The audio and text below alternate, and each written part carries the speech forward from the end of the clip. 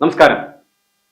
കോതമംഗലം നേര്യമംഗലം കാഞ്ഞിരവേലിയിൽ കുട്ടിക്കൊമ്പൻ ചെരിഞ്ഞ സംഭവത്തിൽ നടപടികൾ കടുപ്പിച്ച് വനംവകുപ്പ്. കാഞ്ഞിരവേലിയിൽ മാടകയിൽ ഷാജിന്റെ പുരയിടത്തിലാണ് കഴിഞ്ഞ ദിവസം രാവിലെ മുഖം നിലത്ത് കൂപ്പുകുത്തിയ നിലയിൽ കുട്ടിക്കൊമ്പന്റെ ജഡം കണ്ടെത്തിയത്.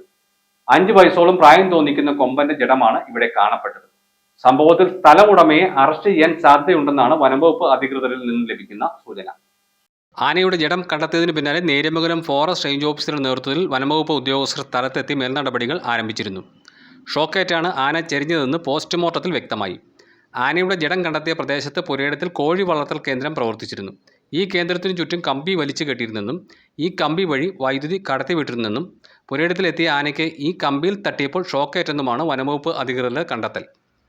ഷാജിനെതിരെ കഴിഞ്ഞ ദിവസം വനംവകുപ്പ് കേസെടുത്തിരുന്നു. ഇയാളെ അറസ്റ്റ് ചെയ്യുന്നത് അടക്കമുള്ള നടപടികൾ താമസിയാതെ ഉണ്ടാവുമെന്നാണ് ഉന്നത വനംവകുപ്പ് അധികൃതരിൽ നിന്നും ലഭിക്കുന്ന വിവരം. ഇതിനിടെ വന്യമൃഗശല്യത്തിനെതിരെ ജനരോഷം ശക്തമായിട്ടുണ്ട്. മാസങ്ങൾക്ക് മുമ്പ് കാഞ്ഞിരവേലി സ്വദേശിനി ഇന്ദിര ആന ആക്രമണത്തിൽ കൊല്ലപ്പെട്ടിരുന്നു. സംഭവത്തിന്റെ പശ്ചാത്തലത്തിൽ വനംവകുപ്പിനെതിരെ ജനരോഷം ശക്തമായിരുന്നു. വന്യമൃഗശല്യം പരിഹരിക്കാൻ നടപടികൾ സ്വീകരിക്കണമെന്ന് ജനപ്രതിനിധികളും നാട്ടുകാരും ആവശ്യപ്പെട്ടിരുന്നു. ഇതേ തുടർന്ന് ഉടൻ ആവശ്യമായ നടപടികൾ സ്വീകരിക്കുമെന്നും വനംവകുപ്പ് അധികൃതർ ഉറപ്പും നൽകിയിരുന്നു.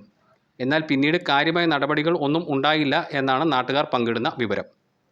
M4 മലയാളം, കോതമംഗലം.